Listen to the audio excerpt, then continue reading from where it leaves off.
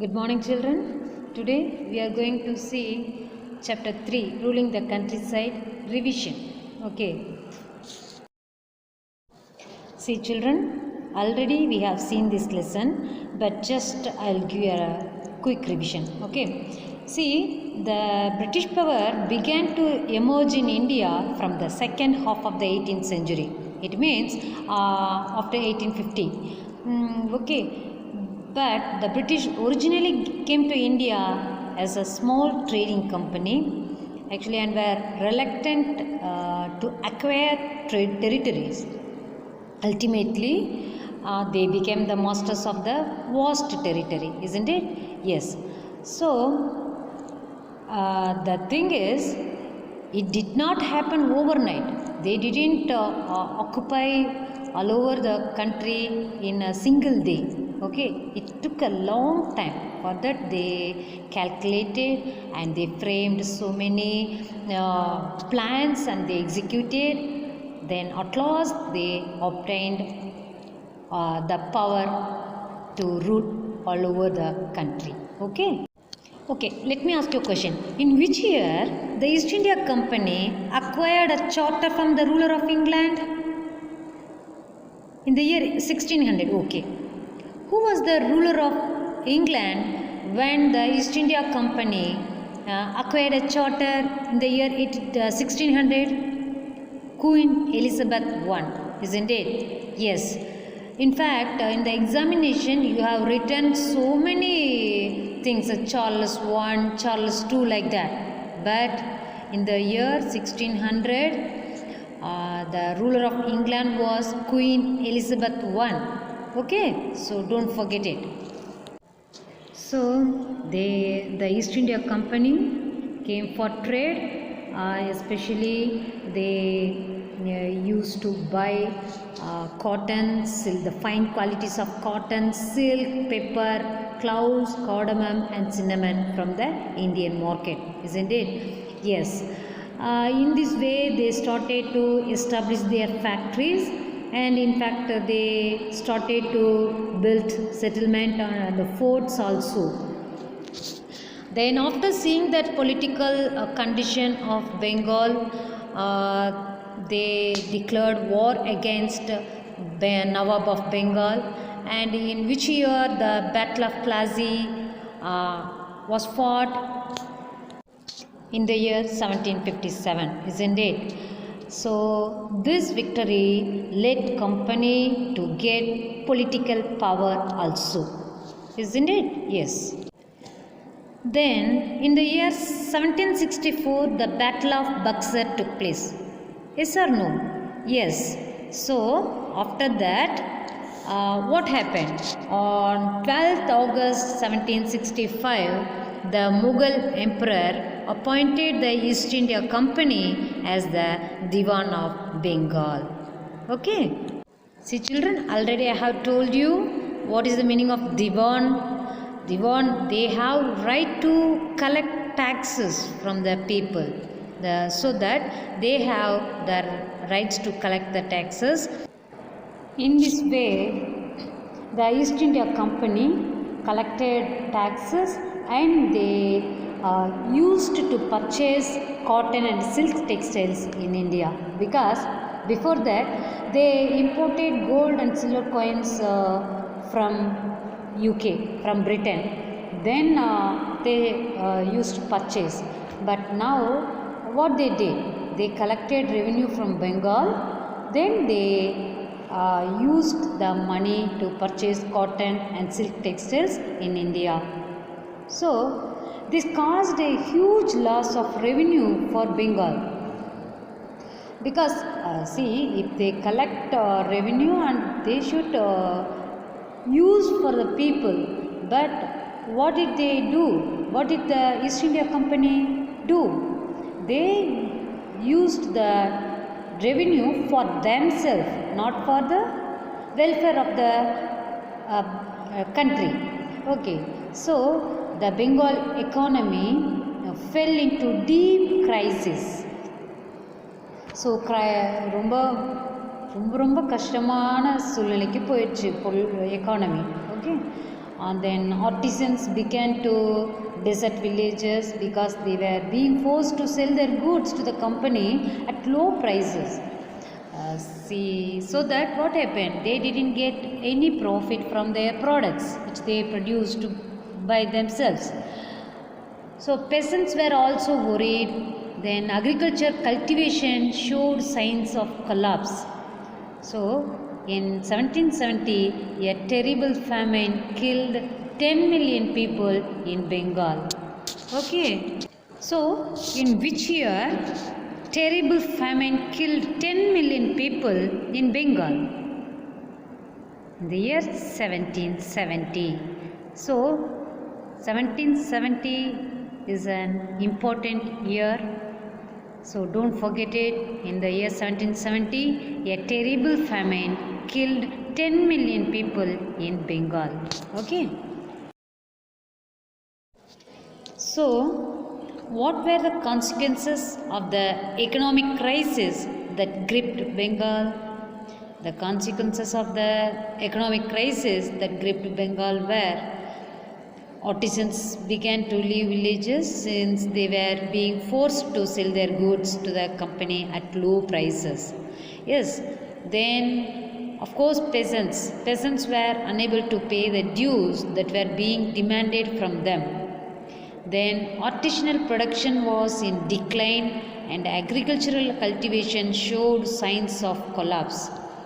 Then the most terrible consequence came to be seen in 1770. Yeah, if we say 1770, what you will remember? A terrible famine hit Bengal and killing 10 million people, isn't it? Yes. Then actually 1/3 of the population was wiped out. So these were the consequences of the economic crisis that gripped Bengal. Okay. So in this situation, many East India Company officials began to feel that investment in land had to be encouraged and agriculture had to be improved. Yes. So that the company introduced permanent settlement system in the year 1793. So in which year the permanent settlement was introduced by the East India Company? In the year 1793. Okay. Then the Rajas and the Talukdars were recognized as Zamindars. So who were recognized as Zamindars? The Rajas and Talukdars. Okay.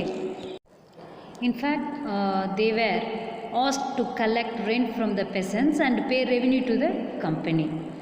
So who were asked to collect rent from the peasants? Rajas and Talukdars. Okay. So the amount to be paid was fixed permanently. That's why it was known as permanent settlement system. That is, it was not to be increased ever in future. So the rent was fixed by the company.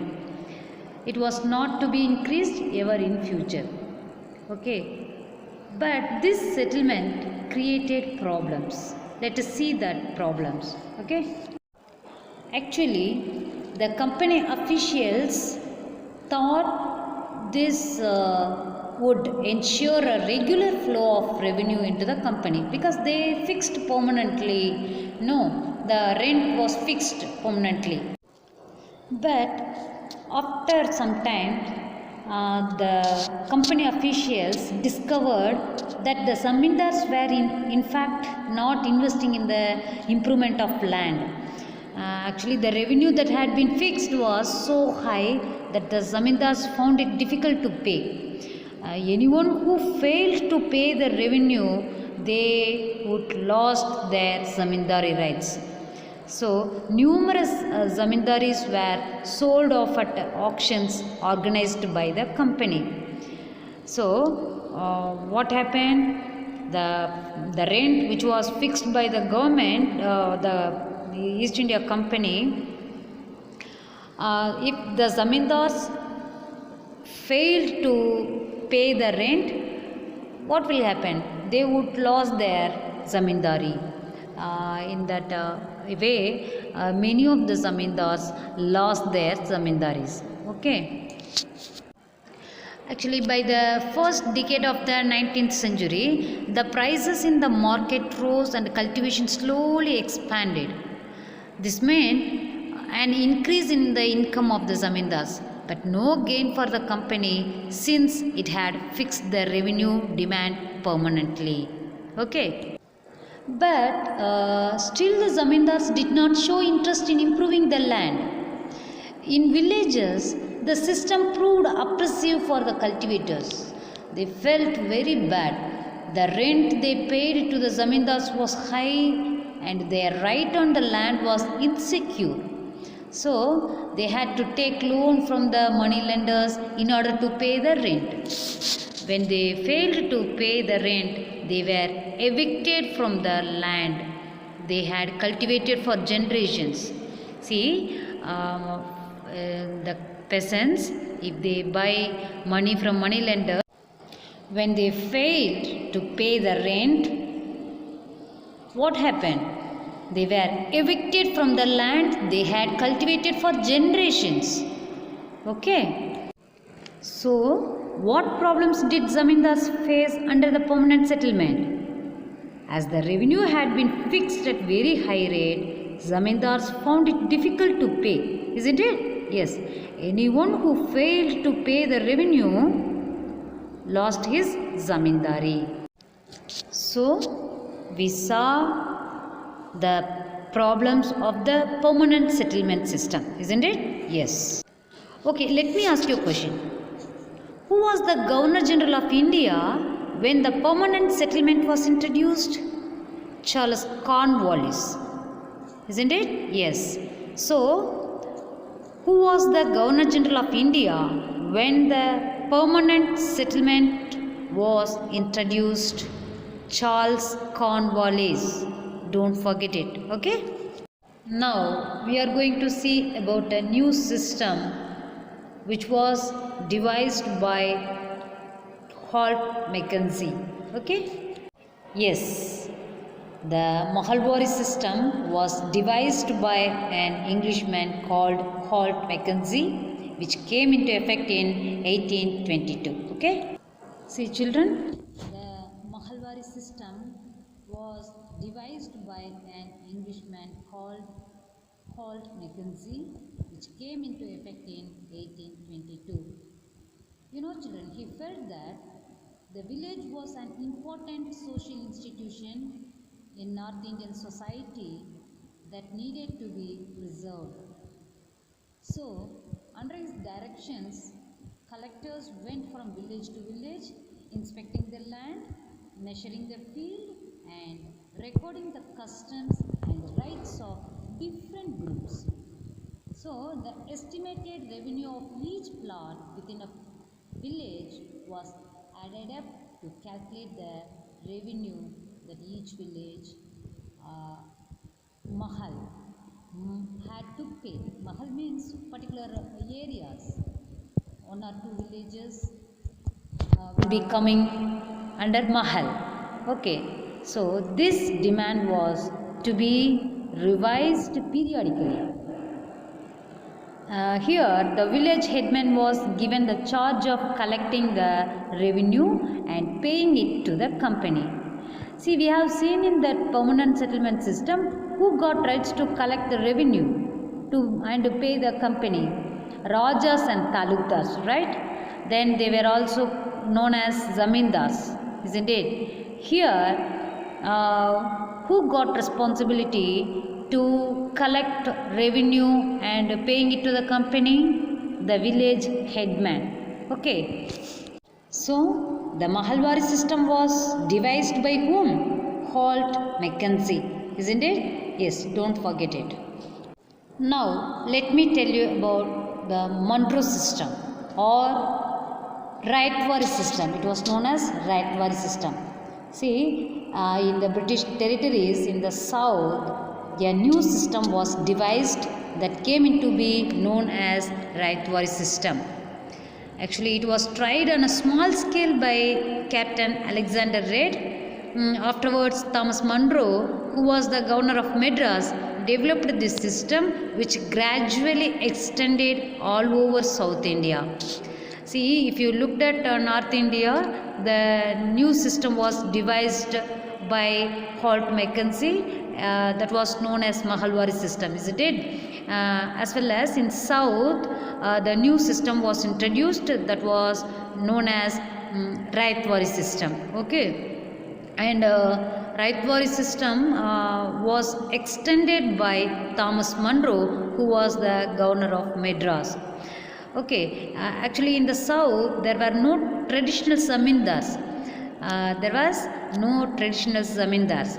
Hence, the settlement was made directly with the cultivators or rights. So, rights means why it was known as Raitwari. Rights means cultivators, peasants who had tilled the land for generations. So, their fields were separately surveyed before the revenue assessment was made. So, this was the very important point. Which one? There the cultivators' fields were separately surveyed before the revenue assessment was made. So, in south, which system was introduced?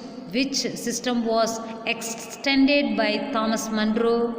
Raitwari system was actually tried on a small scale by Captain Alexander Reid, but afterwards it was extended by Thomas Munro, who was the governor of Madras. Okay. Within a few years after the new systems were imposed, it was clear that all was not well with them. So, they thought that they wanted to increase the income from land. So, revenue officials fixed too high a revenue demand. So, peasants were unable to pay, riots fled the countryside, and villages became deserted in many regions. Okay, so optimistic officials had imagined that the new systems would transform the peasants into rich, enterprising farmers, but this did not happen. Okay, so they felt these new systems were failed. Okay. See children, by the late 18th century, the company was trying to expand the cultivation of opium and indigo. See, actually opium is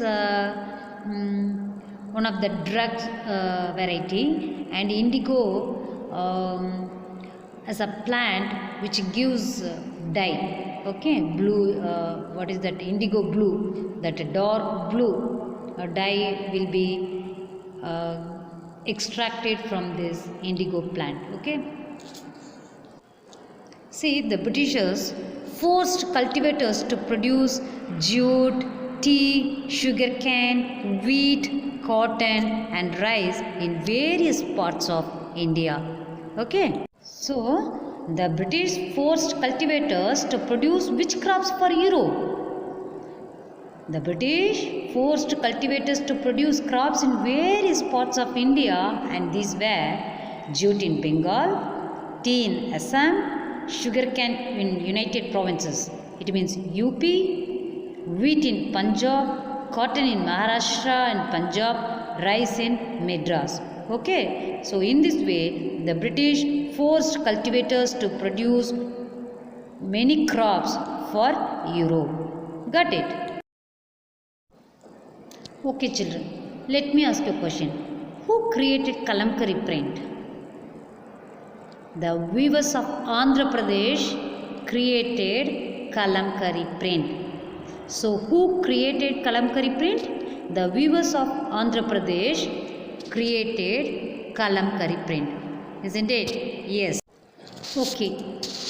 Already you have learnt about Morris cotton print. Yeah. Then who was William Morris?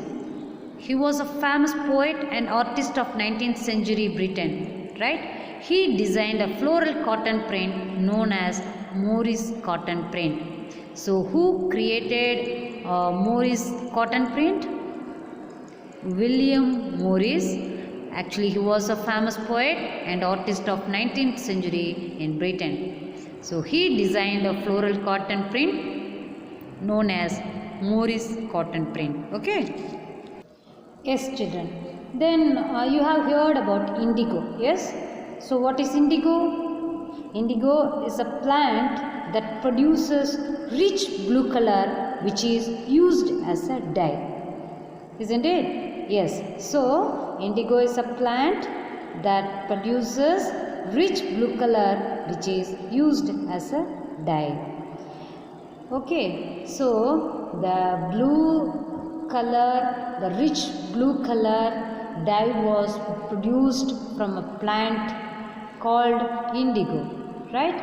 Okay. Then in Morris cotton also the blue color was used, but it was little pale. It looked like a pale, so that the indigo plant created more demand in the European market.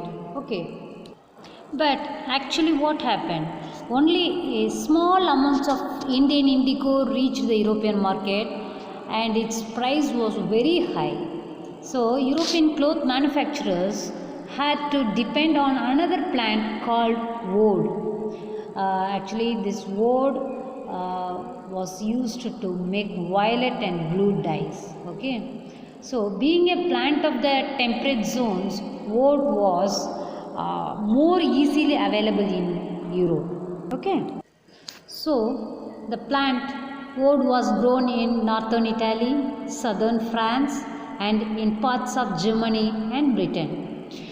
But worried by the competition from indigo, woad producers in Europe pressurized their governments to ban the import of indigo, because indigo gives rich blue color, so that manufacturers, cloth manufacturers used to prefer to buy indigo instead of woad, so that obviously the manufacturers of woad, they got worried and they pressurized their governments to ban the import of indigo. Okay.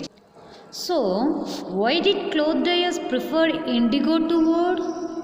Cloth dyers preferred indigo as a dye because it produced a rich blue color, isn't it? Whereas the dye from woad was pale and dull. So that the cloth dyers preferred indigo. Okay. So, seeing the demand of indigo, the French began cultivating indigo in Saint Dominic in the Caribbean islands, the Portuguese in Brazil, the English in Jamaica and the Spanish in Venezuela. Okay, because these were the colonies of these countries. Then indigo plantations also came up in many parts of North America.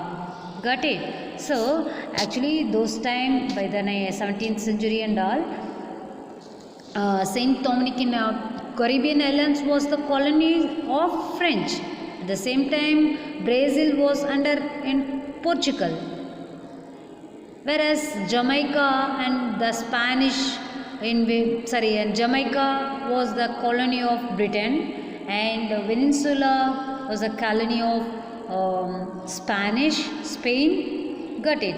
So that they tried to produce more indigo plants to this market, European market, because we knew very well indigo was in demand. So color dyers preferred indigo only instead of wood. So indigo plantations also came up in many parts of North America too. Okay. So by the end of the 18th century, the demand for Indian indigo grew further. So Britain began to industrialize and its cotton production expanded dramatically, and creating an enormous new demand for cloth dyes. While the demand for indigo increased, its existing supplies from the West Indies and America collapsed for a variety of reasons. But the British knew Indian indigo was in great demand in Europe. Hence, the company in India looked for ways to expand the area under indigo cultivation. Isn't it? Yes. So, faced with the rising demand for indigo in Europe, the British East India Company looked for ways to expand the area under indigo cultivation because it gives more profit, right? It gets more price and they can sell it in high price in the European market, so that they wanted to expand the cultivating areas. Then from the last decades of the 18th century, indigo cultivation in Bengal expanded rapidly and Bengal indigo came in to dominate the world market. So which indigo came to dominate the world market? Bengal indigo. Okay. Now we will see how did indigo trade attract foreign traders. Yes, indigo trade flourished during the last decades of the 18th century. Yes, as a result, commercial agents and officials of the company began investing in indigo production. So, company officials started to invest in the indigo production. Over the years, many company officials left their jobs to look after their indigo business. So, they thought that instead of working in the company, if we cultivate indigo, we will get more benefits. So that they left their jobs. Then they looked after their indigo business. Attracted by the prospect of high profits, numerous Scotsmen and Englishmen came to India and became planters. So Scottish, English people and Englishmen, they came to India and they started to invest in indigo and they bought plantations. Okay, so they started indigo plantations. In a huge level, indigo was cultivated. Okay, those who had no money to produce indigo could get loans from the company and the banks that were coming up at that time. So here only the banking sector started to emerge to lend money those who had no money to produce indigo. Okay, so in this way indigo trade attracted foreign traders. Got it?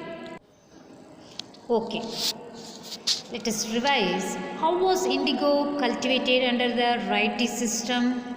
Already I have told you the meaning of rights. Rights means cultivators, isn't it? Yes. So under the Righty system, the planters forced the rights. It means forced the cultivators to sign a contract or an agreement, also known as Satta.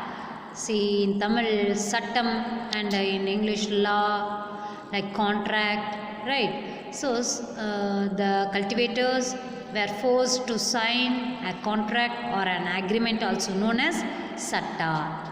Got it? So at times they pressurized the village headman to sign the contract on behalf of the rights, because already I have told you, in the Mahalwari system, village headman got responsibility to collect revenue from the peasants, isn't it?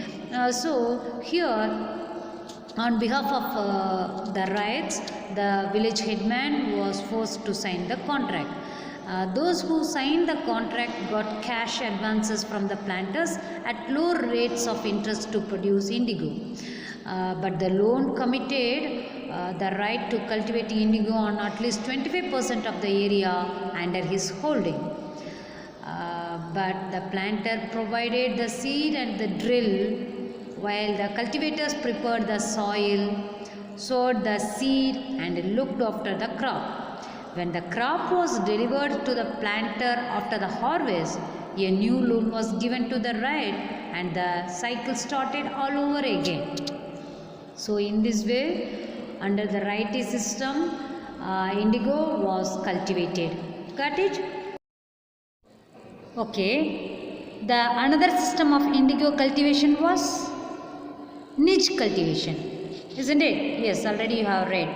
So the two main systems of indigo cultivation were variety system and niche cultivation, right? Variety cultivation and niche cultivation, isn't it? So already we have seen about variety system. Then now we are going to see about what is that? Niche cultivation, isn't it? Yes. Actually, within the system of niche cultivation, the planter produced indigo in lands that he directly controlled. He either bought the land or rented it from other zamindars and produced indigo by directly employing hired laborers. So what is niche? Niche was the cultivation on planters' own land, cultivators' own land. Okay. But niche cultivation had its drawbacks. What were they? The planters found it difficult to expand the area under niche cultivation. Why? Indigo could be cultivated only on fertile lands, and these were already densely populated. So the planters attempted to lease in the land around the indigo factory and evict the peasants from the area. But this always led to conflicts and tension. Yes, if they evacuate the people, definitely people would get angry, right? So this always led to conflicts and tension. Then labor force. If we take labor force, it was not easily available. A large plantation required a vast number of hands to operate. Yes, but when the peasants were busy with their rice cultivation, it was very difficult to get laborers, right? So that was also one of the problems. Then niche cultivation on a large scale also required many plows and bullocks. Investing on purchase and maintenance of plows was a big problem. Nor could supplies be early got from the peasants, since their plows and bullocks were busy on their rice fields. Again, exactly at the time that the indigo planters needed them. So the planters were therefore reluctant to expand the area under niche cultivation till the late 19th century. So these were the problems which were faced by the planters as well as peasants. Okay. See children, if you read the lesson, you can find the word biga. It means a unit of measurement of land. Okay, before British rule, the size of this area varied. In Bengal, the British standardized it to about 1/3 of an acre. So, 1 biga of indigo cultivation required 2 plows. Okay. But if you look at indigo cultivation on the land of riots, what happened? Under the variety system, the planters was forced to sign the contract and an agreement, right? Or an agreement, right? Those who signed the contract got cash advances from the planters at low rates of interest to produce indigo, isn't it? Yes. But the loan committed the right to cultivating indigo at least 25% of area under his holding, isn't it? Yes. Then the planter provided the seed and the drill, while the cultivators prepared the soil, sowed the seed, isn't it? And looked after the crop. But when the crop was delivered to the planter after the harvest, a new loan was given to the riot and the cycle started all over again. But the problem was, the price they got for the indigo they produced was very low and the cycle of loans never ended. So, here also the riots faced many problems, isn't it? Yes. Now, we are going to revise the topic, the Blue Rebellion and after. See, in the year 1859, the indigo cultivators rebelled. So it was known as the Blue Rebellion, isn't it? Yes. See, there were other problems too. What were they?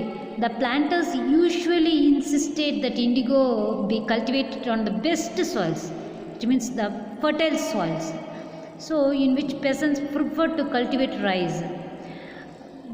Actually, indigo moreover had deep roots and it exhausted the soil rapidly. So soon the soil will lose its fertility. Got it? So after an indigo harvest, the land could not be sown with rice. So it's like a bare land, isn't it? Yes. So in March 1859, thousands of Friars in Bengal refused to grow indigo. So the indigo cultivators rebelled in which year? 1859. See children, the Friars in Bengal got fed up with the rigid methods the planters used with them and finally refused to grow indigo. Then they became violent. They not only refused to pay rents to the planters but also attacked indigo factories armed with swords and spears, bows and arrows. Meanwhile, the local zamindars and village headmen also began to favor the indigo rights. They started to give them their support to the indigo cultivators. Okay, they mobilized the indigo peasants and fought pitched battles with the Lathiels. The Lathiels were the strong men maintained by the planters. Then in other places, even the zamindars went around villages urging the Friars to resist the planters. So, worried by the rebellion, the government brought in the military to protect the planters from assault and set up the Indigo Commission to inquire into the system of indigo production. Okay. So, who were the Lathiels? They were the Lathi-wielding strong men maintained by the planters in order to get protection. Okay. So after the Blue Rebellion, the commission was set up. Then the commission held the planters guilty and it declared that indigo production was not profitable for Friars. Okay. Therefore, they could refuse to produce indigo in future.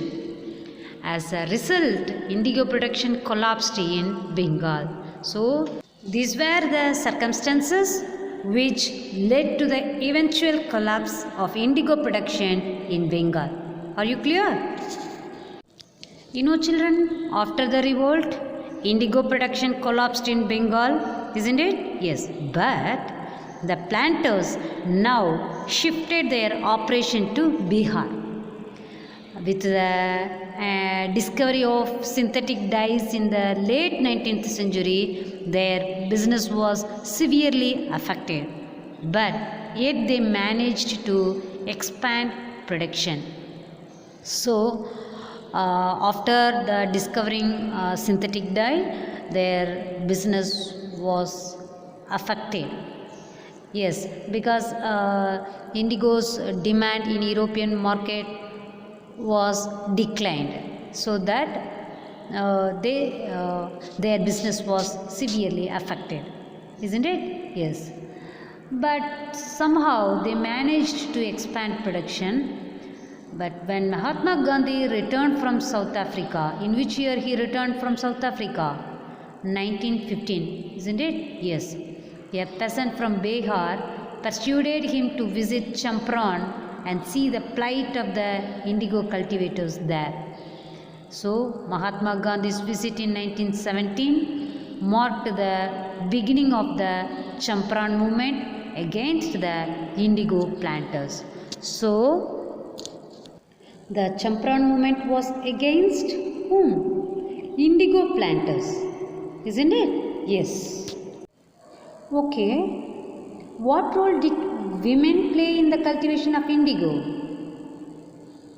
Women carry the indigo plant to vats, isn't it? Yes. What is meant by vat?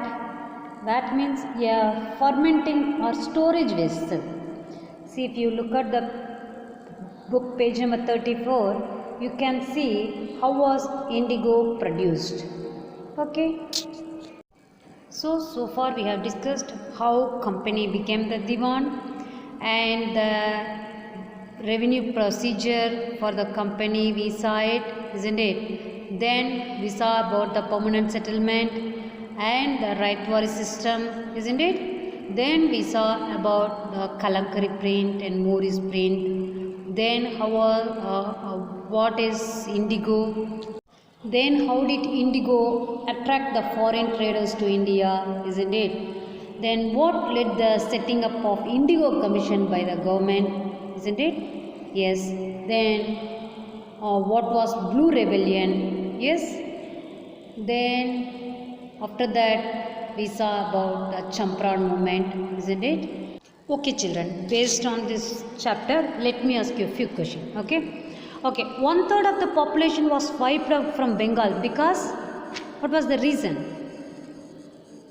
A terrible famine occurred there, isn't it? Yes, okay, fine. The Mahalwari system was devised by whom? Holt Mackenzie, isn't it? Yes, okay. What do you mean by riots? Actually, the riots were cultivators, isn't it? Yes. Okay. The Indigo Commission was set up to inquire into the system of indigo production. So, whom did the commission hold guilty? The answer is the planters, isn't it? Yes, because the planters only forced the peasants to sign the contract, isn't it? Okay then. After the indigo production collapsed in Bengal, the planters shifted their operation to where? In which state? Bihar, isn't it? Okay. Indigo cultivation was done under two main systems known as what? What were they? Nij and riots. So these were the two main systems which were used to cultivate indigo, isn't it? Yes. Then who developed Ratwari system which gradually extended all over South India? Who developed? Thomas Munro, right? Yes. Okay children, I hope this revision video will be helpful to understand this chapter clearly, isn't it? Yes. Thank you.